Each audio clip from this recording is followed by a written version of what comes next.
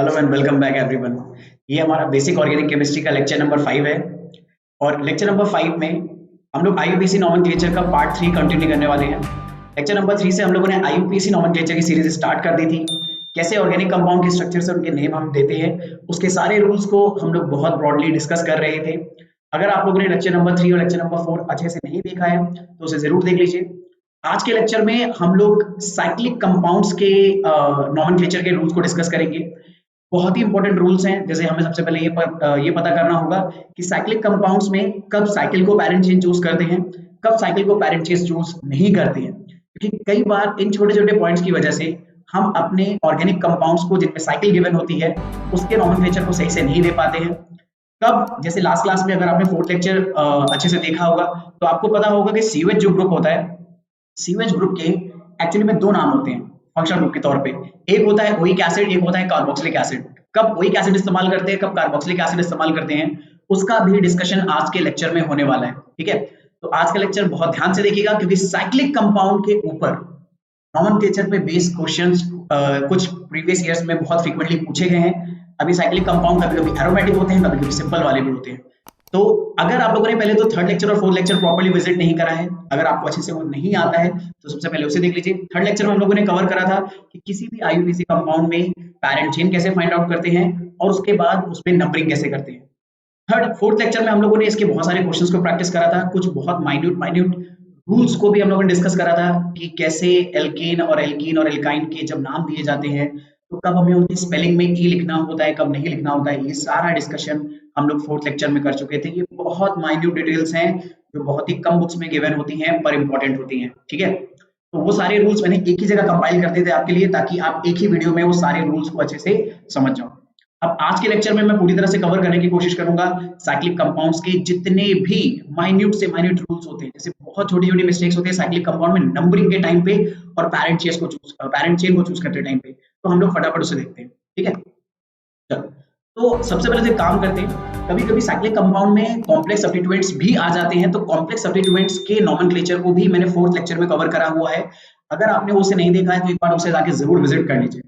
अब complex substituent को कैसे नाम देते हैं एक बार मैं फिर से रिकॉल कराता हूँ, पर ये रिकॉल बहुत क्विक होगा। बहुत डिटेल में अगर आपको रिकॉल करना है, फोर्थ लेक्चर का मैं वीडियो लिंक डिस्क्रिप्शन में डाल दूंगा या आई बटन पे आ रहा होगा तो आप उसे जरूर देख लीजिएगा।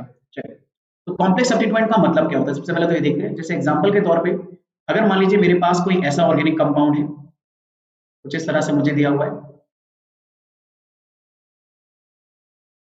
CH2CH। यहाँ पर मेरे पास एक कॉम्प्लेक्स ऑर्गेनिक कंपाउंड दे रखा है, इसमें मैं CH3 और लगा देता हूँ। ठीक है, और लास्ट में मेरे पास CH2COH है।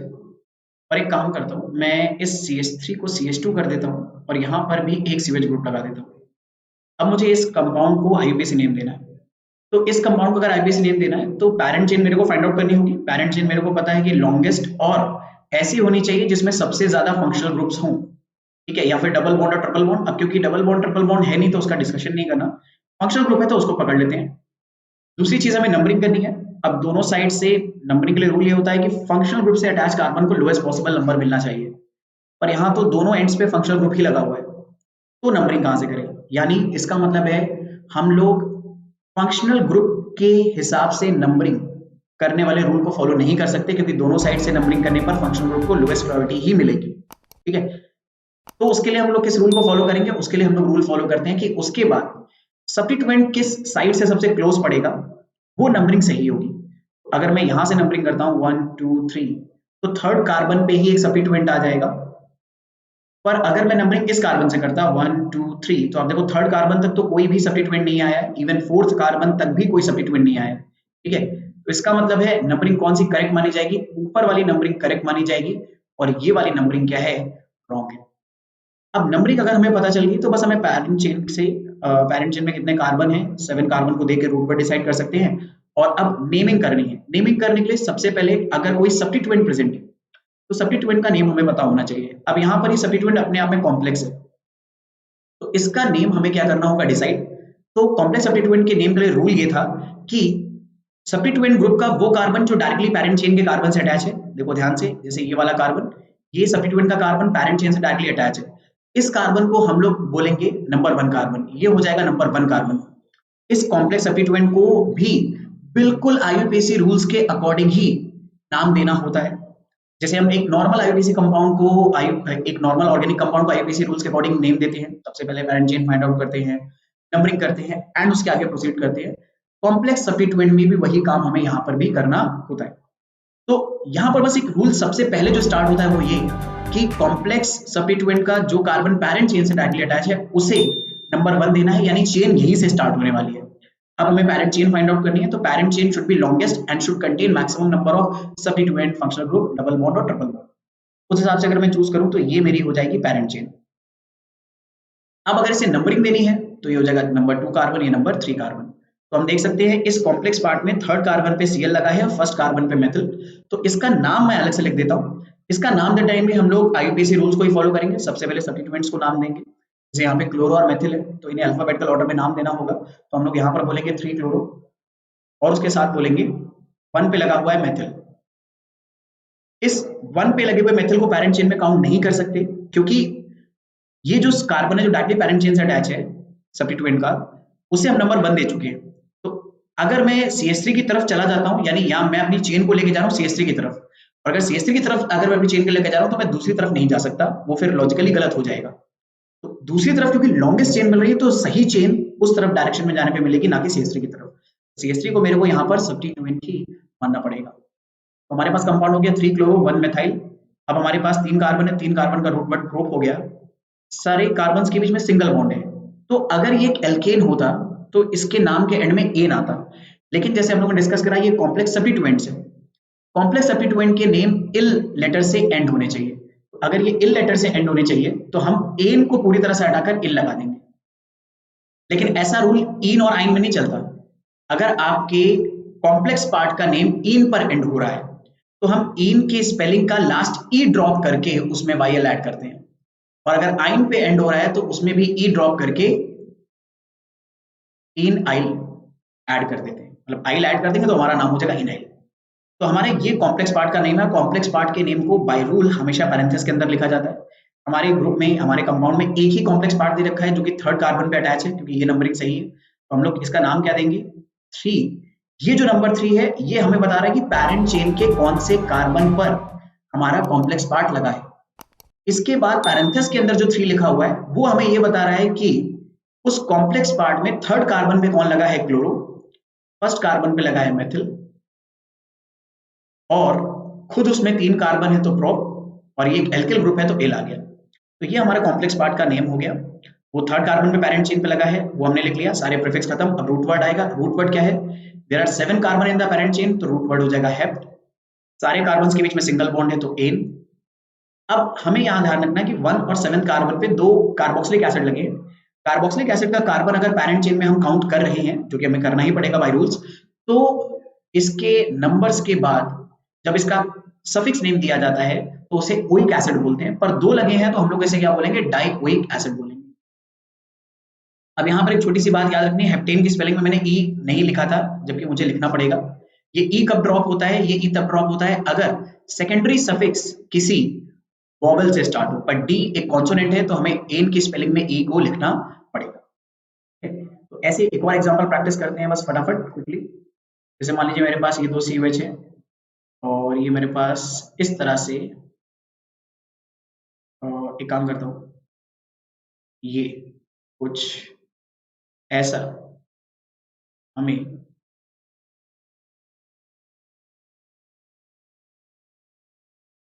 कॉम्प्लेक्स पार्ट दे रखा है। यहाँ पर बीच में एक और CH2 लगा देता हूँ मैं, और ये हो जाएगा मेरा COH। चलिए अब इस कंपाउंड को मुझे आईयूपीएसी लिख देना है। तो यहाँ पर भी वही रूल है कि भाई पैरेंट चेन तो यही हो जाएगी स्ट्रेट चेन, इसमें हमें कोई डाउट नहीं है। ठीक है, इसके बाद नंबरिंग करनी है। नंबरिंग अब आप ध्यान से देखो आई एम सॉरी, अगर दोनों साइड पे कहीं से भी करोगे तो सब्स्टिट्यूएंट जो है वो सेम नंबर पे आने वाला। अगर मैं यहाँ से नंबरिंग करता हूँ तो 1 2 3 4, यानी लेफ्ट से नंबरिंग करने पर सब्स्टिट्यूएंट 4th कार्बन पे आ रहा है। राइट साइड से अगर नंबरिंग करता हूँ तो भी सब्स्टिट्यूएंट 4th कार्बन पर ही आ रहा है। यानी नंबरिंग दोनों साइड से सिमेट्रिकल है तो हम कहीं से भी कर सकते हैं, क्योंकि अब कोई डिस्टिंग्विश करने वाला पॉइंट हमारे पास नहीं है। तो रही सही बात बस इस कॉम्प्लेक्स पार्ट को नाम देने की, तो इस कॉम्प्लेक्स पार्ट को नाम देने के लिए हम क्या करेंगे, कॉम्प्लेक्स पार्ट का वो कार्बन जो डायरेक्टली पैरेंट चेन से अटैच है उसे नंबर 1 बोल देंगे, और उसके बाद पैरेंट चेन फाइंड आउट करेंगे। Parent chain should be longest and उसमें maximum number of double bond, triple bond या सब्स्टिट्यूएंट होने चाहिए। तो अगर पैरेंट चेन यहीं से स्टार्ट हुई, क्योंकि नंबर 1 कार्बन हमने से बोला है, तो पैरेंट चेन इसके आगे कंटिन्यू होगी, और लॉन्गेस्ट पैरेंट चेन तब मिलेगी जब हम डबल बॉन्ड की तरफ मुड़ जाएंगे।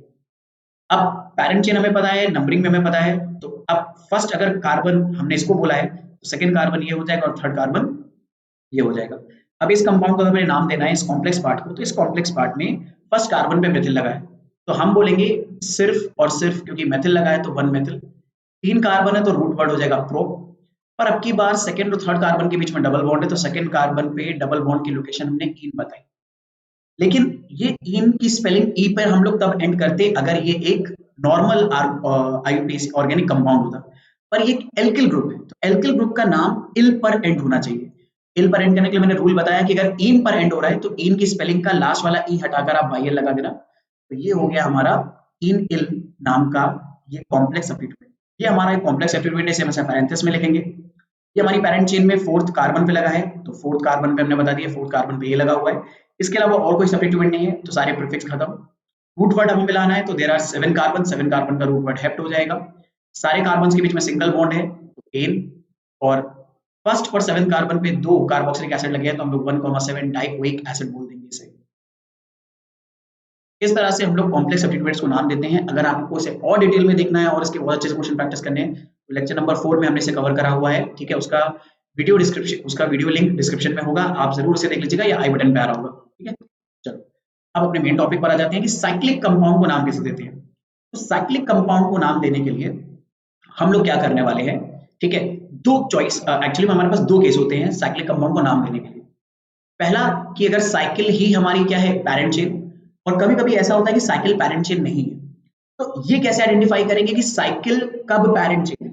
तो देखो, अगर मैं नॉर्मली कोई भी ऐसा ऑर्गेनिक कंपाउंड लेता हूं जिसमें साइकिल के साथ साथ कोई स्ट्रेट चेन भी इन्वॉल्व है, लाइक दिस, तो एक बात नोटिस करिएगा कि ऐसा जरूर होने वाला है कि वो कार्बन जो स्ट्रेट चेन में है और एक ऐसा कार्बन जो हमारी साइकिल में है, ये दोनों आपस में लिंक्ड होंगे। लेकिन साइकिल का वो कार्बन जो स्ट्रेट चेन से कनेक्टेड है डायरेक्टली, ठीक है, तो इस कार्बन को कभी भी साइकिल में आप इन्वॉल्व नहीं कर सकते। तो या तो हम पैरेंट चेन चूज करते टाइम इस कार्बन को इन्वॉल्व कर सकते हैं, या पैरेंट चेन चूज करते टाइम इस कार्बन को इस्तेमाल कर सकते हैं। हम दोनों कार्बन को पैरेंट चेन में नहीं ले सकते। एक बात याद रखिएगा, दरअसल में साइक्लिक कंपाउंड को पैरेंट चेन में लेने का जो मेन आइडिया है वो क्या है कि या तो सारे कार्बन जिसे आप पैरेंट चेन में ले रहे हो वो साइकिल में होंगे, या सारे कार्बन स्ट्रेट चेन में होंगे। कभी भी आप ऐसे कार्बन चूज नहीं कर सकते कि कुछ कार्बन पैरेंट चेन के स्ट्रेट चेन में हो जाए और एक आधा दो आधा कार्बन आप साइकिल के ले लो। अगर ऐसा आप कर रहे हो तो बिल्कुल आप रॉन्ग कर रहे हो। तो सबसे पहला की पॉइंट यही याद रखना है साइक्लिक कंपाउंड में पैरेंट चेन चूज करते टाइम कि पैरेंट चेन में या तो सारे कार्बन साइकिल के होंगे या सारे कार्बन स्ट्रेट चेन के होंगे, उनको आप कनेक्ट नहीं कर सकते। अब अगर ये बात क्लियर हो गई है तो हमें कैसे पता चलेगा कि साइकिल को पैरेंट चेन चूज करना है। तो भाई फिर वही वाले रूल्स है पैरेंट चेन को चूज करने वाले।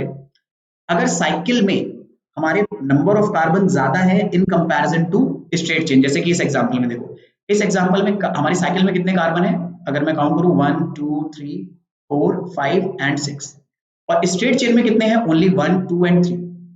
तो अगर कभी ऐसी सिचुएशन आपको मिलती है कि साइकिल में नंबर ऑफ कार्बन ज्यादा है पर स्ट्रेट चेन में कम, तो साइकिल ही हमारी क्या होगी, पैरेंट चेन होगी। यानी साइकिल के 6 के 6 कार्बन हमारे पैरेंट चेन के कार्बन को पैरेंट चेन में माने जाएंगे। इसके अलावा और क्या रूल होते हैं साइक्लिक कंपाउंड को, साइकिल को पैरेंट चेन लेने के, कि मान लो कि साइकिल में फंक्शनल ग्रुप मिल रहा है, लेट्स से साइकिल में फंक्शनल ग्रुप मिल रहा है, ठीक है। जैसे एग्जांपल के तौर पे मान लीजिए यहां पर मेरे पास एक OH ग्रुप लगा हुआ है, बल्कि 2 OH ग्रुप लगे हुए हैं, और मेरे पास जो चेन है ना उस चेन में साइकिल से ज्यादा कार्बन है, ठीक है, 1 2 3 4 5 6 7। तो आप नोटिस करो हमारे ओपन चेन में दरअसल में 7 कार्बन है, लेकिन साइकिल में आप देख सकते हो सिर्फ 6 कार्बन है, ठीक है। तो अगर ऐसी सिचुएशन मिली तो भी हमारी पैरेंट चेन साइकिल ही होगी, क्योंकि साइकिल में हमें क्या मिल रहा है, फंक्शनल ग्रुप्स मिल रहे हैं।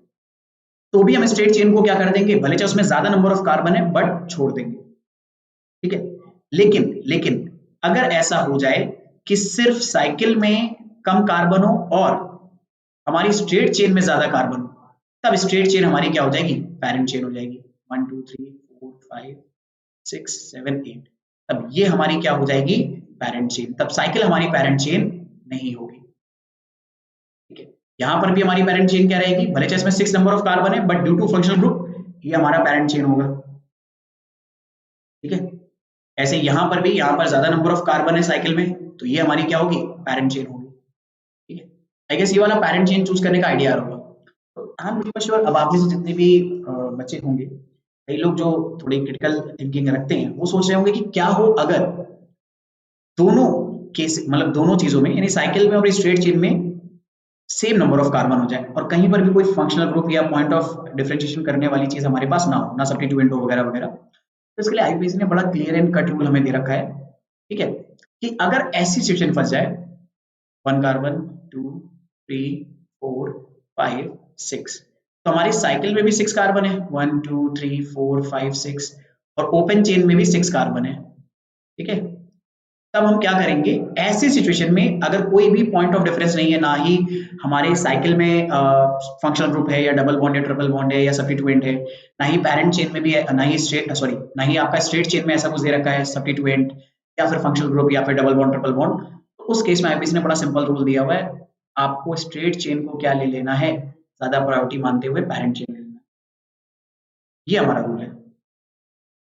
बाकी अगर इन दोनों में, जैसे मान लीजिए कभी कभी ऐसा हुआ कि साइकिल में ज्यादा नंबर ऑफ कार्बन है पर हमारी जो स्ट्रेट चेन है उसमें कोई फंक्शनल ग्रुप लगा हुआ है, जैसे कि यहाँ पर इसमें है total 3 he carbon but functional group है, तो भले ही इसमें नंबर ऑफ कार्बन कम है पर फिर भी इसे ही क्या माना जाएगा, पैरेंट चेन। क्यों, कि भाई पैरेंट चेन को फाइंड आउट करने का रूल क्या है, parent chain must contain functional groups, double bond triple bond and maximum number of carbon and substituents, ठीक है।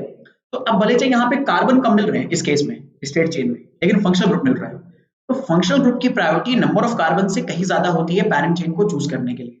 तो हम लोग क्या करेंगे, हम लोग पैरेंट चेन भले ही छोटी चूज करेंगे लेकिन ये चाहेंगे कि उसमें फंक्शनल ग्रुप होना चाहिए। तो मैंने यहाँ पर ये जो 4-5 एग्जाम्पल लिए हैं, इन 4-5 एग्जाम्पल से मैंने आपको हर वो केस बताने की कोशिश करी है जिससे हम लोग क्या कर सकते हैं, पैरेंट चेन साइक्लिक कंपाउंड्स की फाइंड आउट कर सकते हैं कि आप इस तरह के आइडियाज को क्या करने वाले हो, फॉलो करने वाले हो, ठीक है। अच्छा, अब ये जो सेकंड पॉइंट मैंने लिखा है कि ये यूज ऑफ कार्बोक्सिलिक एसिड या कार्बल्डिहाइड क्या है, तो इसे हम लोग क्या करेंगे, एग्जांपल्स के दौरान समझेंगे और ये आपको पता चलेगा कि क्यों यहाँ पर साइक्लिक कंपाउंड अगर पैरेंट चेन है और उसमें फंक्शनल ग्रुप कार्बोक्सिलिक एसिड लगा है तो उसके सफिक्स नेम को ओइक एसिड, यानी ओइक एसिड का नेम बिल्कुल मना है, oic acid is a big no. ऐसा क्यों है इसके बारे में डिस्कस करेंगे, और क्यों कार्बल्डिहाइड का इस्तेमाल करेंगे एल्डिहाइड को बोलने के लिए, उसके बारे में डिस्कशन करेंगे बट प्रैक्टिस के साथ। चलो, तो अब देखो ऑर्गेनिक कंपाउंड्स को हमें नाम देना है, साइक्लिक कंपाउंड्स को, तो साइक्लिक कंपाउंड्स को नाम देने के लिए पहले मैं आपको एक सिंटेक्स बता देता हूं, लेकिन ये सिंटेक्स फॉलो होता है अगर हमारा साइकिल पैरेंट चेन है, ठीक है। If cycle is parent chain, अगर साइकिल पैरेंट चेन है तो हमारा जो ऑर्गेनिक कंपाउंड्स को नेम देने का सिंटेक्स होगा वो क्या होगा, यहाँ पर भी सबसे पहले क्या आएंगे, प्रीफिक्स, यानी अलग अलग टाइप के सब्स्टिट्यूएंट्स। अब क्योंकि हमारा पैरेंट चेन साइक्लिक कंपाउंड है, ठीक है, पैरेंट चेन हमारी साइक्लिक कंपाउंड है, तो उसके लिए हम लोग क्या करेंगे, यहाँ पर रूट वर्ड से पहले साइकिल वर्ड का इस्तेमाल करेंगे और फिर बाद में जैसे हमारे पास पैरेंट चेन में जितने भी कार्बन है उसके हिसाब से रूट वर्ड चूज करेंगे। रूट वर्ड के बाद अभी भी हमारा जो बाकी सिंटेक्स है वो सेम रहेगा कि इसके बाद आएगा प्राइमरी सफिक्स जिसमें हम लोग एन, इन, आइन को इस्तेमाल करते हैं, और इसके बाद आएगा सेकेंडरी सफिक्स जिसमें हम लोग फंक्शनल ग्रुप को क्या करते हैं, नेम देते हैं। आई गेस ये वाला आइडिया आप लोगों को क्लियर होगा, तो इसके एग्जांपल फटाफट प्रैक्टिस करते हैं ताकि हमें अच्छे से आइडिया क्लियर हो। जैसे मान लीजिए मैंने आपको दिया हुआ है एक बहुत ही सिंपल सा, एक काम करता हूँ मैं, ये अभी सब्स्टिट्यूएंट ये वाला नहीं लेता, अभी थोड़े से सिंपल सब्स्टिट्यूएंट से स्टार्ट करते हैं। सेलेक्ट हो जाए भाई, ठीक है, थोड़े से सिंपल सब्स्टिट्यूएंट से स्टार्ट करते हैं, बाद में आगे कैरी करेंगे। चलो, तो एक काम करता हूँ, पहले सबसे सस्ता मद्दा और टिकाऊ लेता हूँ, मैं सिर्फ सी लगा देता हूँ। अब हमें पता है कि सिर्फ रिंग ही हमारे पास है एज अ कंपाउंड और उसमें एक जगह पे Cl लगा हुआ है, तो नंबरिंग रिंग के उस कार्बन से करेंगे जहां से Cl सबसे क्लोज पड़े, तो इसी कार्बन से नंबरिंग स्टार्ट कर देंगे। ठीक है, तो हमारे पास जो कंपाउंड होगा वो उसका नाम बड़ा इजी हो जाएगा, 1 पे क्लोरो लगा है, ये हमारा प्रीफिक्स हो गया। अब क्योंकि साइकिल ही हमारी पेरेंट चेन है, तो रूट वर्ड के पहले हमें क्या यूज करना पड़ेगा, वर्ड साइकिल। 6 कार्बन की वजह से रूट वर्ड आएगा हेक्स, सब में सिंगल बॉन्ड है तो हम लगा देंगे ए। इस कंपाउंड का आईपीसी नेम हो जाएगा 1 क्लोरो साइक्लो। एक्चुअली में साइकिल नहीं, आप साइक्लो यूज करोगे, करेक्शन कर लीजिएगा, साइक्लो बोलेंगे। ठीक है, 1 क्लोरो साइक्लो हेक्सेन इसे बोल देंगे। अब अगला एग्जांपल देखते हैं।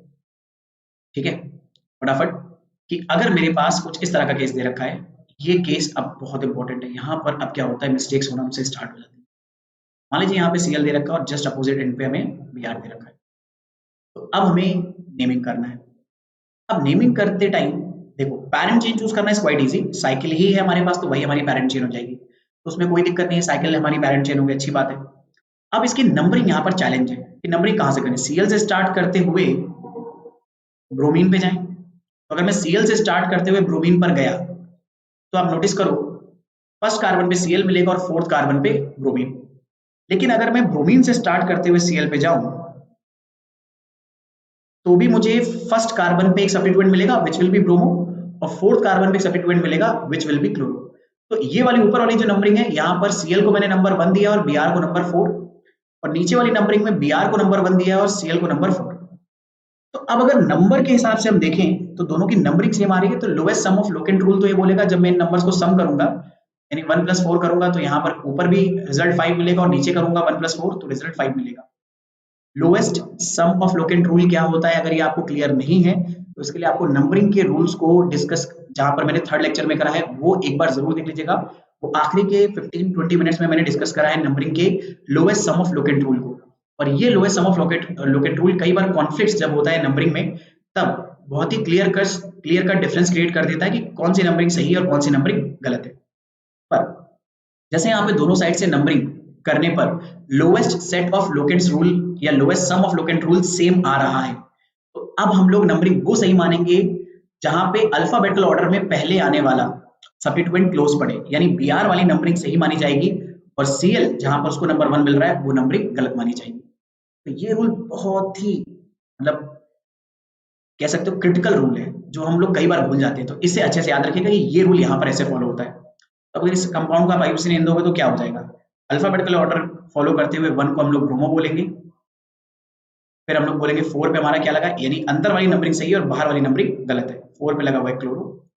साइकिल होने की वजह से पैरेंट चेन साइक्लो वर्ड का इस्तेमाल करेंगे, 6 कार्बन है तो उसके लिए हेक्स का इस्तेमाल करेंगे, सब सिंगल बॉन्ड है तो हम लोग एन का इस्तेमाल करेंगे। तो इस कंपाउंड का आईपीसी नेम हो जाएगा 1 ब्रोमो 4 क्लोरो साइक्लोहेक्सेन। ठीक है, अब अगला एग्जांपल जो मैं ले रहा हूं भाई, ठीक है यार, ब्लैक स्क्रीन पे चलते हैं, ठीक है, क्योंकि यहाँ पर जगह थोड़ी कम पड़ रही है। तो ब्लैक स्क्रीन में भाई अगर मैं कुछ एग्जांपल फॉलो कर रहा हूँ आपसे, ये वाला एग्जांपल भी एक बहुत ही क्रिटिकल एग्जांपल है, मतलब मैं आपको हर वो क्रिटिकल सिचुएशन आपको बताने की कोशिश कर रहा हूँ जहां पर आपको क्या करना होगा, कॉन्फ्लिक्ट या रूल्स के बीच में कई बार मिसअंडरस्टैंडिंग हो जाती है या मिसकंसेप्शन होता है रूल्स में, उसको हम लोग क्या करेंगे इन एग्जांपल्स के थ्रू क्लियर करेंगे। मतलब मैं आपको छोटे मोटे एग्जांपल प्रैक्टिस ही नहीं कर रहा हूँ, ये हर वो एग्जांपल है, ठीक है, जो क्या करता है एक मिसकंसेप्शन के तौर पे कई बार करेक्ट आंसर देने में हमारे लिए ट्रबल क्रिएट करता है, तो मैंने उसको भी पकड़ लिया। अब जैसे इस तरह का सिचुएशन आया, Cl है Br है, बीच में मैंने I लगा दिया, पैरेंट चेन अभी भी साइकिल होगी, now we have to decide numbering. तो अब बच्चे क्या होते हैं, कई बार पिछला रूल फॉलो करते हुए वो सीधे Br से नंबरिंग स्टार्ट करते हैं कि Br अल्फाबेट के लिए पहले आ रहा है तो उससे नंबरिंग करेंगे। नहीं भाई, अगर आपको याद हो Br से नंबरिंग करने के लिए हमने तब रूल फॉलो करा था अल्फाबेटिकल ऑर्डर का जब lowest sum of locant rule fail हो गया था। जब तक lowest sum of locant rule fail ना हो तब तक हमें अल्फाबेटिकल ऑर्डर को प्रायोरिटी देने वाले रूल पे नहीं जाना है। तो पहले देख तो लें कि यहाँ पर कहीं ऐसा तो नहीं है कि अल्फाबेटिकल ऑर्डर से पहले lowest sum of locant rule ही हमें जजमेंट करने में हेल्प कर रहा है। तो एक काम कर रहा हूँ, मैं एक बार Cl से नंबरिंग स्टार्ट कर रहा हूँ, बाहर से 1 2 3 4 5 6, एक बार Br से कर रहा हूँ, और Br से मैं क्लॉकवाइज जाने की बजाय एंटी क्लॉकवाइज जाऊंगा, उसमें समझदारी है क्योंकि I वहां से क्लोज पड़ सकता है, तो मैं पहले से एक समझदारी दिखाऊंगा कि मैं पहले ही क्लॉकवाइज जाऊं, सॉरी एंटी क्लॉकवाइज जाऊं, तो आपको I पास पड़ जाए, ठीक है। दूसरी तरफ क्लॉकवाइज जाने पर तो Cl जो पड़ेगा वो काफी दूर पड़ेगा, तो मैंने ये आइडिया चूज करा। चलो, तो अगर मैं Cl को प्रायोरिटी देते हुए लोएस्ट सम रूल निकालूं कि एक सब्स्टिट्यूएंट कहां पर लगे हैं। तो एक फर्स्ट कार्बन पे लगा है Cl, सेकंड कार्बन पे लगा है I और फोर्थ कार्बन पे लगा है Br। देखो 1 पे Cl, 2 पर I और 4 पे लगा है Br, यानी मैंने बाहर वाली नंबरिंग को यहाँ पर फॉलो करा है। तो सम निकालेंगे 1 + 2 + 4, ये आ गया 7। अब जब Br को मैंने नंबर 1 दिया तो Br को नंबर 1 देने से जो मेरी सब्स्टिट्यूएंट्स आ रहे हैं उनको लिखते हुए अगर मैं सम करूं तो सबसे पहले Br आ रहा है नंबर 1 पे, फिर थर्ड पे आ रहा है I, तो मैंने उसकी लोकेशन लिख दी, थर्ड पे I आ रहा है उसको लिख दिया, और फोर्थ पे आ रहा है Cl, इसको ऐड करा तो आंसर आ रहा है 8। तो लोएस्ट जो सम आ रहा है वो दरअसल में Cl से फॉलो करने पर आ रहा है, यानी Cl वाली नंबरिंग, बाहर वाली नंबरिंग जो है ये करेक्ट है और अंदर वाली नंबरिंग रॉन्ग है। ठीक है, यानी Br वाली नंबरिंग रॉन्ग है और जो हमारी Cl वाली नंबरिंग है वो सही है। तो Cl वाली नंबरिंग में देखो हमारे पास 1 पे लगा है क्लोरो, अभी मैं नाम नहीं लिख रहा, बस आपके लिए लोकेशंस लिख दे रहा हूँ और सब्स्टिट्यूएंट लिख दे रहा हूँ। 2 पे लगा है आइडो और 4 पे लगा है ब्रोमो, ये नंबरिंग सही मानी जाएगी। अब इन सारी चीजों को प्रीफिक्स में नाम देते हुए हमें अल्फाबेटिकल ऑर्डर में पुट करना है। तो हम लोग इसे बोलेंगे 4 ब्रोमो, फिर 1 पे आएगा हमारा क्लोरो, 2 पे आएगा आइडो और लास्ट में हमारा जो हमारा अब हमें रूट वर्ड तक जाना है तो उसके पहले साइक्लो वर्ड आ जाएगा, साइक्लो के बाद रूट वर्ड है हेक्स, सब सिंगल बॉन्ड है तो आ जाएगा एन। तो ये हमारा इस कंपाउंड का नेम हो जाएगा। अब देखिए, अब आई गेस ये नंबरिंग करने वाले रूल्स सब्स्टिट्यूएंट्स में कैसे प्रॉब्लम क्रिएट करते हैं वो आपको बहुत अच्छे से क्लियर हो गया होगा। ठीक है, चलो अब आगे देखते हैं। मान लीजिए मेरे पास एक 5 कार्बन की चेन है और यहाँ पर एक सीवेज ग्रुप मैंने बाहर लगाया हुआ है और यहाँ पर मेरे पास Cl है और यहाँ पर मेरे पास Br है, मुझे इस कंपाउंड को IUPAC नेम देना है। तो अब एक बात नोटिस करिए, क्योंकि IUPAC नॉमेनक्लेचर साइक्लिक कंपाउंड में हमने एक रूल पैरेंट चेन को चूज करते टाइम बहुत क्लियर कट पड़ा है कि पैरेंट चेन में या तो कार्बन सिर्फ साइकिल के आएंगे या साइकिल के बाहर जो स्ट्रेट चेन में कार्बन है वो आएंगे। तो अब अगर आप नोटिस करो यहाँ पर ये जो कार्बोक्सिलिक एसिड का कार्बन है ये दरअसल में साइकिल के कार्बन का पार्ट नहीं है, वो कहीं बाहर लगा हुआ है। तो पैरेंट चेन को चूज करते हुए हम इस कार्बन को यानी कार्बोक्सिलिक एसिड के कार्बन को पैरेंट चेन में इन्वॉल्व नहीं कर सकते। जबकि अगर आपके पास कोई स्ट्रेट चेन होती तो स्ट्रेट चेन में अगर COH लगा होता, इसका कार्बन हम पैरेंट चेन में काउंट कर सकते थे। तो आपको क्लियर कट डिफरेंस समझ में आ रहा होगा कि कब कार्बोक्सिलिक एसिड का कार्बन पैरेंट चेन में काउंट कर सकते हो, तब पैरेंट चेन को चूज करते टाइम आपकी मजबूरी हो जाती है कि आप इस कार्बन को पैरेंट चेन में काउंट नहीं कर सकते।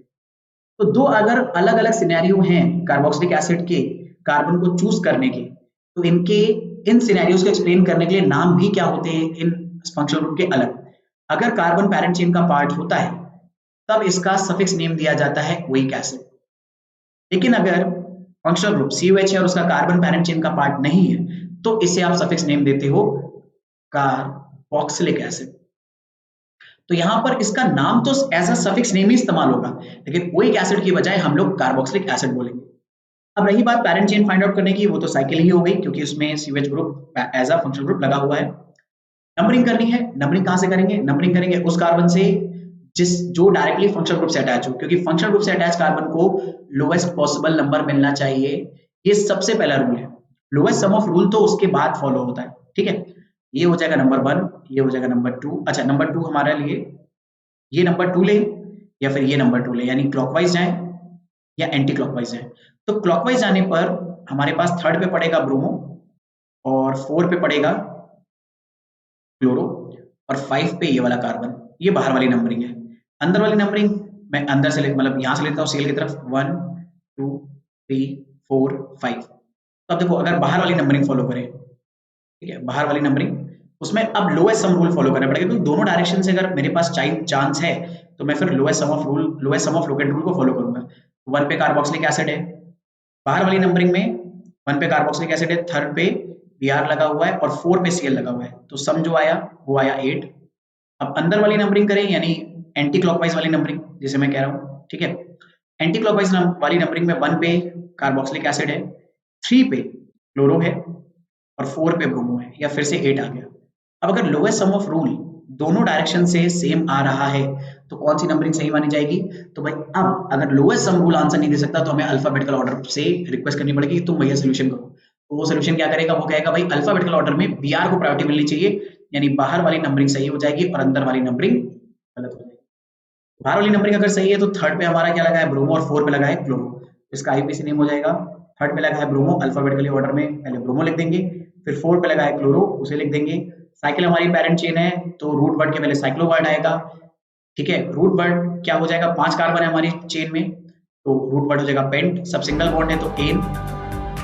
1 कार्बन पे क्या लगा हुआ है, अब की बार ओइक एसिड नहीं बोलेंगे, इसे क्या बोलना पड़ेगा, कार्बोक्सिलिक एसिड।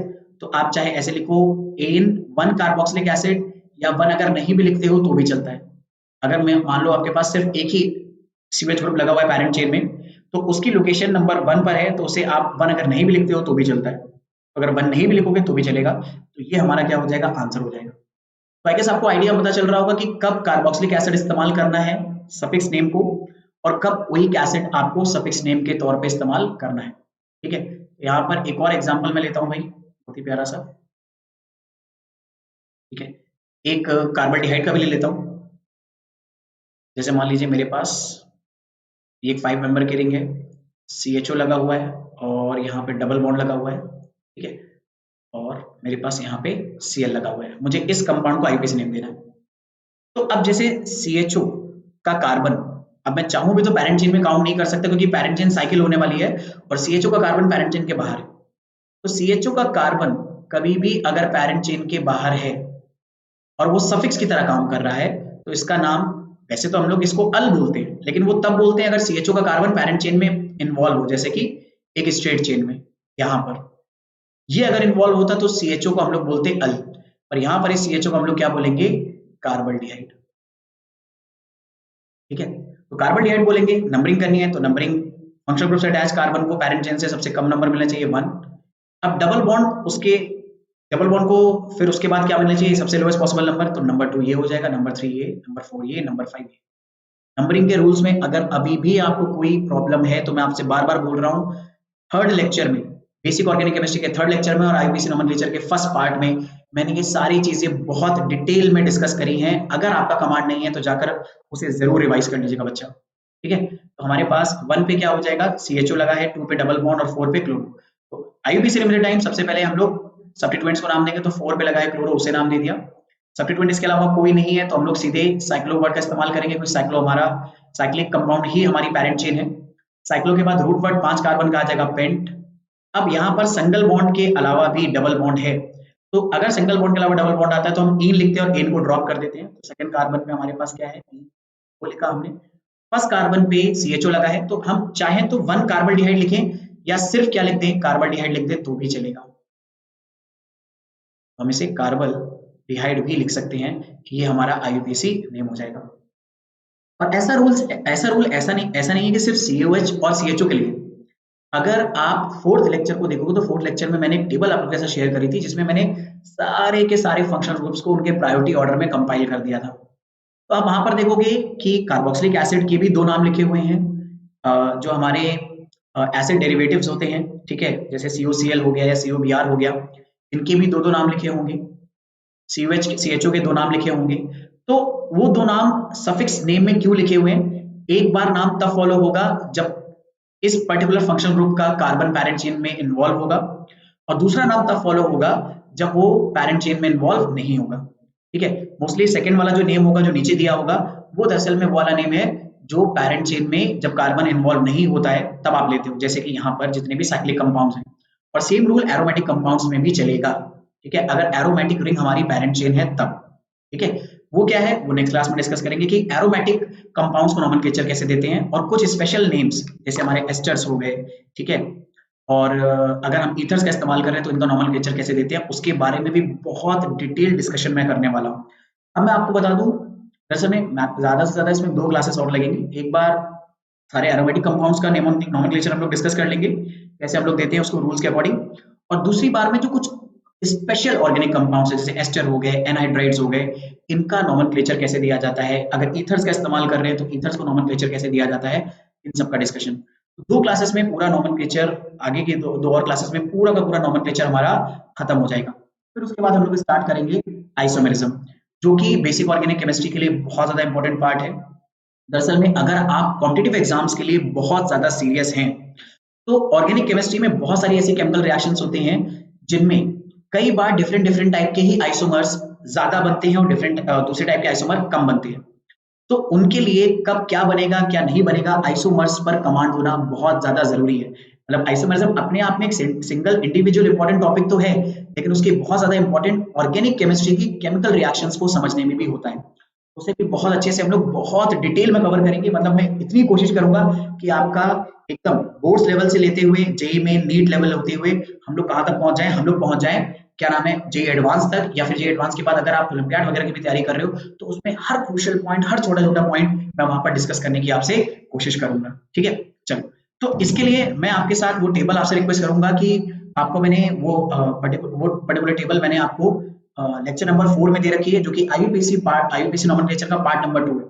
उसे वहां से जरूर देख लीजिएगा, उसका स्क्रीनशॉट ले लीजिएगा, उसे रिकॉल कर लीजिएगा अच्छे से। मैं चाहूंगा कोशिश करिए कि अगर आप उस पर्टिकुलर टेबल को अपने पास एक नोट्स के फॉर्म में रख लो, आप उसको पूरा कॉपी कर लीजिएगा कि क्या क्या चीजें वहां पर दी हुई हैं। फोर्थ लेक्चर का लिंक भी मैं डिस्क्रिप्शन में डाल दूंगा ताकि आपको वो जो पर्टिकुलर टेबल मैंने आपके साथ शेयर करी है वो आपको आसानी से मिल जाए।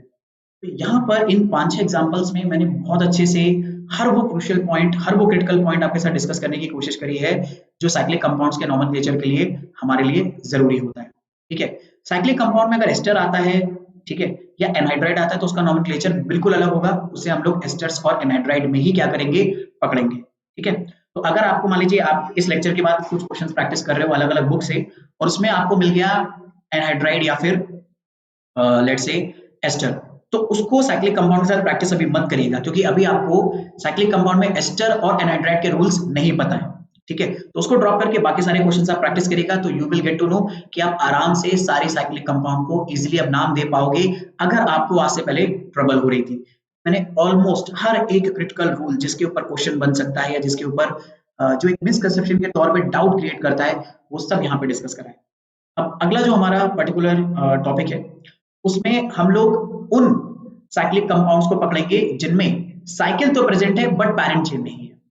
साइकिल है पर cycle is not parent chain. तो साइकिल अगर पैरेंट चेन नहीं होती है तो फिर साइकिल किसकी तरह काम करेगी, then cycle part will function as substituent. ठीक, will function as substituent, as जैसे नहीं एल्किल ग्रुप को हम लोग मानते थे एल्किल ग्रुप सब्स्टिट्यूएंट, तो जैसे हम लोग कॉम्प्लेक्स सब्स्टिट्यूएंट को नाम देते थे वैसे ही यहाँ पर भी इसे क्या करेंगे, साइक्लिक पार्ट को भी कॉम्प्लेक्स ग्रुप की तरह नाम देंगे और उसके भी आईयूपीएसी रूल बिल्कुल सिंपल होंगे। तो इसे यार मैं एग्जांपल से ही सिखाता हूँ आपको। ठीक है, वेस्ट नहीं करते टाइम। जैसे मान लो 3 कार्बन का मेरे पास एक साइकिल है और बाहर मेरे पास ये एक कंपाउंड मेरे को दे रखा है, मुझे अब इसका आईयूपीएसी नेम देना है। ठीक है, अब अगर मुझे इसका आईयूपीएसी नेम देना है तो सबसे पहले पैरेंट चेन चूज करनी है। अब अगर मैं अभी सिंपल सा रूल देखूं, जो साइकिल है उसमें सिर्फ 3 कार्बन है 1 2 एंड 3 और बाहर जो मेरे पास स्ट्रेट चेन है जो कि यहाँ से स्टार्ट हो रही है साइकिल से, अगर मैं काउंट करूं 1 2 3 4 5 सीवेज का कार्बन पैरेंट चेन में काउंट होगा यहाँ पर। तो जो स्ट्रेट चेन उसमें 5 कार्बन है। ऐसे ही मैं कह सकता हूं कि भाई स्ट्रेट चेन में मोर नंबर ऑफ कार्बन है साइकिल के कंपैरिजन में, तो स्ट्रेट चेन ही पैरेंट चेन हो जाएगी। तो ये मेरी हो जाएगी पैरेंट चेन। अब इस पैरेंट चेन को नंबरिंग देनी है। पैरेंट चेन में नंबरिंग सबसे पहला मेरी प्रायोरिटी होगी कि फंक्शनल ग्रुप से अटैच कार्बन को लोएस्ट पॉसिबल नंबर मिले। सीवेज में भी कार्बन है और वो पैरेंट चेन का पार्ट है तो उसे हम चाहेंगे सबसे लोएस्ट पॉसिबल नंबर मिले। 1 ये हो जाएगा, 2 ये, 3 ये, 4 ये और 5। अब सवाल ये आता है कि ठीक है अगर हमारा साइकिल पैरेंट चेन नहीं है तो इसे कैसे नाम दिया जाए, क्योंकि अब ये वर्क करेगा सब्स्टिट्यूएंट। तो जैसे कॉम्प्लेक्स सब्स्टिट्यूएंट को हम लोग नाम देते थे कि अगर मान लो मेरे पास सिर्फ और सिर्फ इस तरह से साइकिल दी होती 3 कार्बन की तो इसका नाम मैं क्या बोलता, साइक्लो। और इसमें कितने कार्बन है 3, तो प्रोप, सब सिंगल बॉन्ड है तो एन। तो अगर ये एक एल्केन होता तो इसका नाम होता है साइक्लोप्रोपेन। पर ये यहाँ पर एक एल्किल ग्रुप की तरह काम कर रहा है। क्यों? क्योंकि एल्किल ग्रुप की खास बात होती है वो पैरेंट चेन में किसी कार्बन से अटैच हो सकता है, तो ये पैरेंट चेन में एक कार्बन से अटैच है, यानी अब ये साइक्लोप्रोपेन की तरह काम नहीं करेगा, ये एक एल्किल ग्रुप की तरह काम करेगा। तो एल्किल ग्रुप के नाम एंड होने चाहिए इल लेटर से। तो मैंने आपको रूल बताया था अभी कॉम्प्लेक्स पार्ट में ही, इसीलिए मैंने सबसे पहले कॉम्प्लेक्स पार्ट को आपको दोबारा रिकॉल कराया था कि अगर हमारा साइकिल भी कॉम्प्लेक्स पार्ट की तरह वर्क करेगा और उसका नेम एन से एंड हो रहा है तो एन हटाकर उसकी जगह हम लोग क्या इस्तेमाल कर लेंगे, इल लेटर का यूज कर लेंगे। तो अब ये जो साइक्लिक पार्ट है ये दरअसल में हमारा एक सब्स्टिट्यूएंट हो जाएगा जिसे हम लोग बोलेंगे साइक्लोप्रोपिल। ध्यान से एक बात समझिएगा, अब ये हमारे लिए क्या हो जाएगा, साइक्लोप्रोपिल। तो अगर इस तरह का स्ट्रक्चर हमें दिया हुआ है, ठीक है, अब इसके पास दो कार्बन नहीं होंगे, एक सॉरी दो हाइड्रोजन नहीं होंगे, एक ही होगा, एक वैलेंसी इसकी इनकम्प्लीट है, इस ग्रुप को हम लोग बोलेंगे साइक्लोप्रोपिल। ऐसे मान लीजिए अगर हमारे पास 4 कार्बन होते और उसमें से एक कार्बन की वैलेंसी इनकम्प्लीट होती, जिसकी वजह से ये साइक्लिक ग्रुप एक एल्किल ग्रुप की तरह काम कर सकता है, तो इसे बोलेंगे साइक्लोब्यूटेन। ऐसे नॉर्मली ब्यूटेन होता है, पर एल्किल ग्रुप होने की वजह से एन ड्रॉप करके इन लगा देंगे। और बाकी कॉम्प्लेक्स पार्ट का हर वो रूल भी यहाँ पर फॉलो होगा इस पर्टिकुलर साइक्लिक कंपाउंड को या कॉम्प्लेक्स पार्ट को नाम देने के लिए, जो अभी तक हम लोग पढ़ते आ रहे थे। मतलब इसमें अगर डबल बॉन्ड आया या ट्रिपल बॉन्ड आया, तो वो कार्बन जो डायरेक्टली पैरेंट चेन से अटैच है उसे नंबर 1 बोल देंगे, फिर नंबरिंग वगैरह करेंगे, और जैसे हम लोग सारे नोमेनक्लेचर फॉलो करते थे वो करेंगे। बस इस बात का ध्यान रखेंगे कि अगर ये एक एल्किल ग्रुप है तो इसके नाम के एंड में इल आना चाहिए। अब इसे आईयूपीएसी नेम देना है, तो नंबरिंग में थर्ड फोर्थ कार्बन पे ब्रोमो लगा है, थर्ड पे क्लोरो, और फिफ्थ कार्बन पे साइक्लिक ग्रुप लगा है। तो मैं इन सबको जरा एक जगह कंपाइल कर देता हूँ। फोर्थ कार्बन पे ब्रोमो लगा है मेरे पास, अल्फाबेटिकली मुझे ये पहले चाहिए होगा। थर्ड कार्बन पे मेरे पास क्लोरो लगा हुआ है, और फिफ्थ कार्बन पे मेरे पास लगा हुआ है साइक्लोप्रोपिल ग्रुप। अब क्योंकि ये पूरा नाम ही इस कॉम्प्लेक्स ग्रुप का है, तो इसकी स्पेलिंग अगर सी से स्टार्ट हो रही है तो इसे अल्फाबेटिकल ऑर्डर में काउंट करेंगे। तो इन दोनों सी के बीच में कॉन्फ्लिक्ट हो जाएगा कि दोनों सी से स्टार्ट हो रहे हैं, तो जब दोनों लेटर्स के बीच में कॉन्फ्लिक्ट होगा तो अल्फाबेटिकल ऑर्डर में अगला जो लेटर है वो प्रायोरिटी रखेगा। तो ये एच आ रहा है, ये वाई आ रहा है, तो अल्फाबेटिकल ऑर्डर में एच की प्रायोरिटी ज्यादा होगी, तो क्लोरो अल्फाबेटिकली पहले आएगा और साइक्लो बाद में। लेकिन ब्रोमो सबसे ज्यादा पहले आएगा क्योंकि वो तो भाई बी आर से स्टार्ट हो रहा है। तो इस कंपाउंड को अगर आईयूपीएसी नेम देंगे तो हम लोग बोलेंगे 4 पे ब्रोमो लगा है, ठीक है, 3 पे हमारा क्या लगा होगा, क्लोरो, 5 पे क्या लगा है, साइक्लोप्रोपिल। देन इसके बाद हमारे पास रूट वर्ड आएगा, रूट वर्ड स्ट्रेट चेन है तो साइक्लो वगैरह वर्ड का इस्तेमाल नहीं होगा, सीधे रूट वर्ड आएगा पेंट।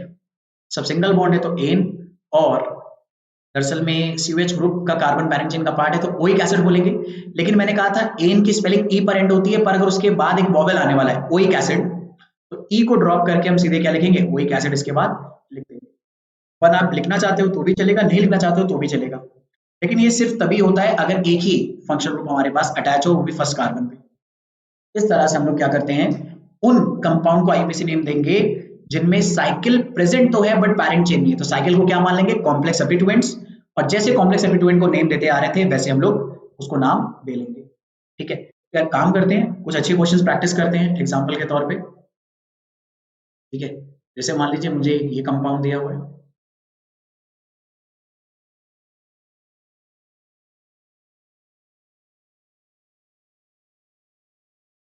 और मान लीजिए यहाँ पे मेरे पास Cl है और यहाँ पे Br है, मुझे इस कंपाउंड का आईयूपीएसी नेम देना है। तो इस कंपाउंड का आईयूपीएसी नेम कैसे देंगे, सबसे पहले पैरेंट चेन लॉन्गेस्ट होनी चाहिए, उसमें फंक्शनल ग्रुप होना चाहिए। तो साइकिल में भी 5 कार्बन मिल रहे हैं, बाहर भी 5 कार्बन मिल रहे हैं, पर बाहर एक फंक्शनल ग्रुप मिल रहा है, तो मैं बाहर वाली चेन को ही पैरेंट चेन कंसिडर करूंगा, यानी स्ट्रेट चेन को पैरेंट चेन कंसिडर करूंगा। अब मेरे को नंबरिंग करनी है, तो नंबरिंग कहाँ से करेंगे, नंबरिंग वहां से जहां से पैरेंट चेन में अटैच फंक्शनल ग्रुप को लोएस्ट पॉसिबल नंबर मिले। तो सीवेच को लोएस्ट पॉसिबल नंबर मिलेगा तो सीवेच को नंबर 1 दे देंगे, ये नंबर 2, ये नंबर 3, ये नंबर 4, ये नंबर 5। ठीक है, अब क्या करना है, हमें साफ साफ दिख गया कि ये वाला जो पार्ट है ये एक कॉम्प्लेक्स सब्स्टिट्यूएंट है, और अगर ये कॉम्प्लेक्स सब्स्टिट्यूएंट है तो इसको नाम देने के लिए कॉम्प्लेक्स सब्स्टिट्यूएंट के रूल को फॉलो करना होगा कि कॉम्प्लेक्स सब्स्टिट्यूएंट का वो कार्बन, जैसे ये वाला जो डायरेक्टली पैरेंट चेन से अटैच है, उसे हमेशा नंबर 1 बोल देंगे।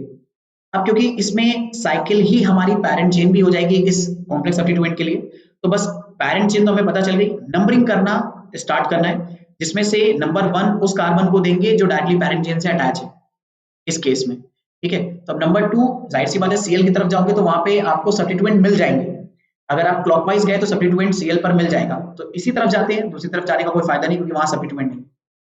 2 पे क्लोरो लगा है, 3 पे ब्रोमो, यहाँ पर ब्रोमो से नंबरिंग स्टार्ट नहीं कर सकते, एक बात ध्यान रखिएगा, क्योंकि ये केस एक डिफरेंट केस है।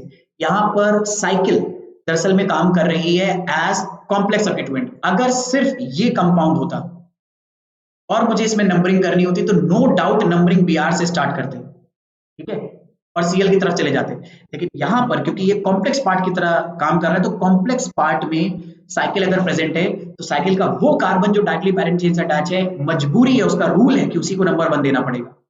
फिर उसके बाद बाकी की नंबरिंग डिसाइड करोगे। तो नंबर 1 दो जगह तो दे नहीं सकते, इसीलिए हम लोग नंबर 2 क्लोरो को दे देंगे और 3 ब्रोमो। इस कॉम्प्लेक्स पार्ट का अगर मैं नाम दूं जिसे हम पैरेंथेसिस में लिखेंगे, तो अभी मैं बस नाम लिख रहा हूं, अभी पूरे कंपाउंड का आईपीसी नेम हम लोग लिखेंगे। तो मेरे पास इस कॉम्प्लेक्स पार्ट का जो सिंटेक्स चलेगा वो ये कि इसके जो सब्स्टिट्यूएंट्स उनको पहले नाम देंगे अल्फाबेटिकल ऑर्डर में। तो 3 पे ब्रोमो लगा है, 2 पे क्लोरो लगा है, वो लगा दिया हमने। फिर हमारे पास साइकिल है तो इसे साइक्लो बोलेंगे। रूट वर्ड 5 कार्बन की वजह से पेंट आएगा। सब सिंगल बॉन्ड है तो एन पर एंड होना चाहिए, पर ये काम कर रहा है एज अ सब्स्टिट्यूएंट, तो एन पर एंड करने की बजाय एन को पूरा हटाकर एन लगा देंगे हम लोग। तो ये इतना बड़ा सा नाम इस कॉम्प्लेक्स पार्ट का सब्स्टिट्यूएंट नेम हो गया। अब क्या करना है, इसे पूरा आईपीसी नेम देना है। तो इसे पूरा आईपीसी नेम देने के लिए मैं देख सकता हूं कि ये जो कॉम्प्लेक्स पार्ट है ये हमारी पैरेंट चेन में सेकंड कार्बन पे लगा है, तो हम लोग बोलेंगे 2। फिर इस पैरेंथेसिस के अंदर ये पूरा नाम दे देंगे। पैरेंथेसिस के अंदर ये जो 3 आ रहा है ये दरअसल में ब्रोमो की लोकेशन बता रहा है कॉम्प्लेक्स सब्स्टिट्यूएंट के अंदर। ये नंबरिंग बिल्कुल अलग है, ठीक है। अच्छा मैं आपको बता दूं, पुराने सिस्टम में मतलब जब ये अमेंडमेंट हुए तो उससे पहले एक रूल था कि अगर कॉम्प्लेक्स पार्ट को आप नाम दे रहे हो तो उसके नंबर्स को हम लोग कभी-कभी डैश से रिप्रेजेंट करते थे, लेकिन ये पुराना रूल था। अब नए रूल के अकॉर्डिंग आप नॉर्मल नंबर से भी कर सकते हो। तो ये डैश वाला रूल मैं क्यों बता रहा हूँ, क्योंकि मान लो आप इधर-उधर से कोई क्वेश्चन प्रैक्टिस कर रहे हो किसी अच्छी बुक से या किसी कोचिंग मटेरियल से आप प्रैक्टिस कर रहे हो और वहां पे डैश आ गया, तो आपको लगेगा कि ये वाला रूल तो आपने पढ़ा ही नहीं है। नहीं, वो रूल है, लेकिन अब वो क्या हो चुका है, वैनिश हो चुका है भाई। उसकी जगह में हमें अलाउ कर दिया गया है कि आपको ये डैश लगाने की जरूरत नहीं है, वो अंडरस्टैंडिंग है कि आप ये सिर्फ नंबर यूज कर रहे हो। और पैरेंथेसिस का अगर आपने इस्तेमाल कर लिया तो वो अंडरस्टूड है कि ये कॉम्प्लेक्स पार्ट है। और मेन नाम का, मेन आईयूपीएसी नेम के सिस्टमैटिक पार्ट का जो आइडिया है वो क्या है, वो यही है कि हम नाम से स्ट्रक्चर को समझ पाए।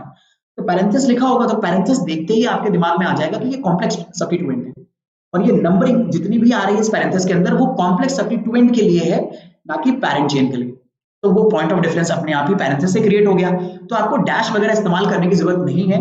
बट आज भी कुछ टीचर्स जो बहुत पहले से पढ़ाते हुए आ रहे हैं, जिनके टाइम पे वो रूल फॉलो हुआ करता था, जिन्होंने उस रूल को बहुत लंबे टाइम तक परस्यू करा है, वो आज भी वो रूल बताते हैं। और कई बार आपके एग्जाम्स के जो बुक आप प्रैक्टिस करते हो उनमें भी ऐसा आंसर वो लिखा होता है। तो ऐसा नहीं कि अगर वो डैश लिखा है तो ही सही है और अगर डैश आप नहीं लगाओगे तो गलत हो जाएगा, बिल्कुल नहीं, ऐसा नहीं है। वो बिल्कुल सही माना जाएगा अगर आप डैश नहीं भी लगाओगे तो भी। चलिए अब बात कर लेते हैं इसकी। तो ये आ गया 2 3 ब्रोमो 2 क्लोरो साइक्लोपेंटिल।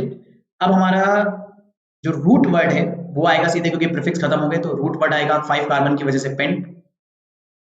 4th कार्बन पे डबल बॉन्ड लगा है तो 4 पे हमें लगाना पड़ेगा इन, और 1 पे ओइक एसिड लगा तो ये इन का ई ड्रॉप करके मैं सीधे क्या लिख सकता हूँ, ओइक एसिड। तो ये मेरा इस पर्टिकुलर कंपाउंड का आईयूपीएसी नेम हो जाएगा। तो आई गेस आपको ये आइडिया क्लियर हो रहा होगा।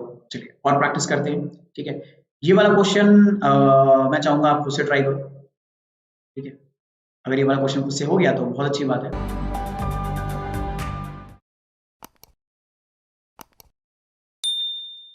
पर I am pretty much sure हो ही जाएगा, मतलब इसमें कोई इतना कॉम्प्लेक्स चीज नहीं है कि आप इसे नहीं कर पाओगे। ये CHO है एक्चुअली में, ठीक है, CHO ही है। तो आपको इसको आईयूपीएसी नेम देना है तो आई गेस बड़े आराम से कर लोगे। पैरेंट चेन ये हो गई, ठीक है। पहले तो एक बार खुद ट्राई करो, वीडियो पॉज कर लो, खुद ट्राई करो, फिर आप आंसर जरूर क्रॉस चेक कर लेना। तो ये हो जाएगा नंबर 1, ये हो जाएगा नंबर 2, दोनों तरफ से कहीं से भी करो नंबरिंग सेम ही आती है। तो ये कॉम्प्लेक्स सब्स्टिट्यूएंट हो गया। अब इस कॉम्प्लेक्स सब्स्टिट्यूएंट को नाम देना है तो हमें पता है Cl, नंबरिंग तो यहाँ से करेंगे, ये 1 ये 2 ये 3। तो 1 पे लगा है क्लोरो तो हम 1 को क्या बोल देंगे, क्लोरो। फिर हमारे पास साइकिल है तो साइक्लो, 3 कार्बन है साइकिल में तो प्रोप, और सेकंड कार्बन पे डबल बॉन्ड है तो 2 पे इन बोलेंगे। लेकिन क्योंकि ये एक सब्स्टिट्यूएंट है तो इन की स्पेलिंग ई पर एंड करने की बजाय वायल से करेंगे ताकि ये सब्स्टिट्यूएंट आ जाए। तो इस कॉम्प्लेक्स पार्ट का नेम हो गया। ये लगा है पैरेंट चेन में किस कार्बन पे, 3rd कार्बन पे, तो इसकी लोकेशन बता दी 3rd कार्बन पे लगा है। फिर ये हमारा कॉम्प्लेक्स सब्स्टिट्यूएंट हो गया। इसके बाद हमें रूट वर्ड डिसाइड करना है। तो हमारी पैरेंट चेन में 5 कार्बन है, 5 कार्बन का रूट वर्ड पेंट, सब में सिंगल बॉन्ड है तो एन, और 1st और 5th कार्बन पे 2 एल्डिहाइड लगे हैं तो ये हो जाएगा 1,5 डाइअल। तो ये हमारा इस पर्टिकुलर कॉम्प्लेक्स सब्स्टिट्यूएंट जहां पर हमारा साइकिल पैरेंट चेन नहीं है उसका क्या हो जाएगा, नेम हो जाएगा। तो आपको इसी रूल्स को बस क्या करना होता है, थोड़ा सा एक्सेलरेट अलग अलग एग्जांपल्स में करना होता है, ठीक है। तो अब एक काम करता हूं, मैं यहाँ पर आपको होमवर्क भी दे रहा हूँ, ठीक है। इसको आप जम के प्रैक्टिस करेगा। होमवर्क के सोल्यूशन PDF फॉर्म में मैं आपको दे दूंगा, और उस PDF को आप एक्चुअली में डिस्क्रिप्शन से डाउनलोड कर सकते हैं, ठीक है। डिस्क्रिप्शन में एक लिंक होगा होमवर्क के सोल्यूशन का, तो उसे डाउनलोड कर लीजिएगा। और आपको एक बात बता दूं, आपको नोट्स ये सारे एक्चुअली में PDF फॉर्म में मिल जाएंगे। ठीक है। तो वैसे तो आप एक अच्छी हैबिट होती है कि आप खुद नोट्स बनाइए, जो भी रूल्स मैं बता रहा हूँ वीडियो पॉज करके अगर आप वो रूल लिखना चाहते हो तो आप उन नोट्स को बहुत अच्छे से बना सकते हो। पर अगर आप उस ज़हमत को नहीं उठाना चाहते हो तो भाई आपके लिए मैंने सारे के सारे जो जितनी भी डिस्कशन हम लोग कर रहे हैं, जितने भी रूल्स पढ़ रहे हैं, जितनी भी चीजें हैं, वो सब आपको पीडीएफ फॉर्म में डिस्क्रिप्शन में मिल जाएंगी। ठीक है। अब देखो, अब आपको खुद सोचना होगा कब पैरेंट चेन आपको स्ट्रेट चेन लेनी है और कब साइकिल लेनी है। ठीक है। और कैसे कैसे आपको रूल फॉलो करने हैं। ठीक है। क्वेश्चन नंबर 1, क्वेश्चन नंबर 2, ठीक है, वो अब आपकी चॉइस है कि आप कैसे करते हो उसको। सीवेच हो गया। ठीक है। ये मेरा यहाँ पर सीएल लगा है, यहाँ पर बीआर लगा है। ठीक है।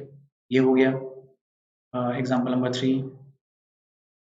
5 कार्बन की रिंग है मेरे पास, यहाँ एक डबल बॉन्ड है, यहाँ एक डबल बॉन्ड है, यहाँ एक सीओएच है। ठीक है। ये ग्रुप है मेरे पास, यहाँ पे भी सीओएच लगा हुआ है, यहाँ पे मेरे पास, ठीक है, बस यही लगा हुआ है, यही है मेरे पास। Example number 4। आराम से करिएगा, कोई मतलब जल्दबाजी नहीं है। अब जो भी रूल्स फॉलो करना चाहते हो उन रूल्स को फॉलो करते हुए आप आराम से चल सकते हो। ठीक है। चलो ये हो गया। फिर एग्जाम्पल नंबर 5, यहाँ से फॉलो कर हम लोग करें। आराम से सारी चीजों को देखते हुए चलिएगा।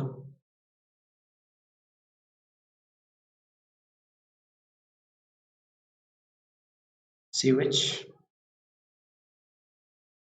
यहाँ पे डबल बॉन्ड, यहाँ पे डबल बॉन्ड। Example number 6।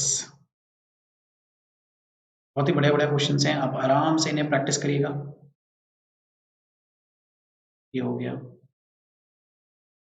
तो ये 6 पर्टिकुलर क्वेश्चंस हैं जिन्हें आप ट्राई करिएगा। अच्छा, मैं कोशिश करूंगा कि ऐसे ही और भी बहुत सारे क्वेश्चंस की शीट्स मैं आपको एक्चुअली में आपके लिए प्रिपेयर कर लूँ। वो शीट्स या तो हमारे ऐप पे या हमारी वेबसाइट पे बहुत ही जल्दी अपलोड हो जाएंगी। ठीक है। जैसे ही वो अपलोड होती हैं तो मैं आपको उसके बारे में इन्फॉर्म कर दूंगा। ठीक है। तब तक के लिए बहुत ढंग से प्रैक्टिस करिए, जितना ज्यादा आप रूल्स को पढ़ सकते हैं उतना ज्यादा रूल्स को पढ़िए। ठीक है। All the very best. तो भाई नेक्स्ट लेक्चर में मिलते हैं। नेक्स्ट लेक्चर में हम लोग नॉर्मल फेज से स्टार्ट करेंगे एरोमेटिक कंपाउंड्स का। मैंने इस लेक्चर में ऑलमोस्ट साइक्लिक कंपाउंड के जितने भी रूल्स हो सकते थे वो सारे आपको कवर कराने की कोशिश करी है। ठीक है। तो वो सारी चीजें बड़े अच्छे से देखिएगा। एक काम करता हूँ, एक यहाँ पे डबल बॉन्ड और मैं लगा देता हूँ, तब आपको नाम देने में और मजा आएगा। एक नया रूल यहाँ पर आएगा। ठीक है। जो हम लोगों ने पहले डिस्कस करा है, अगर आपको नहीं पता है तो अब आपको क्या पता, मतलब इस पर्टिकुलर प्रैक्टिस में वो रूल आपको रिकॉल हो जाएगा। ठीक है। तो भाई आज के लिए इतने रखते हैं। See you in the next class. Bye everyone. ठीक है। Take a very good care of yourself.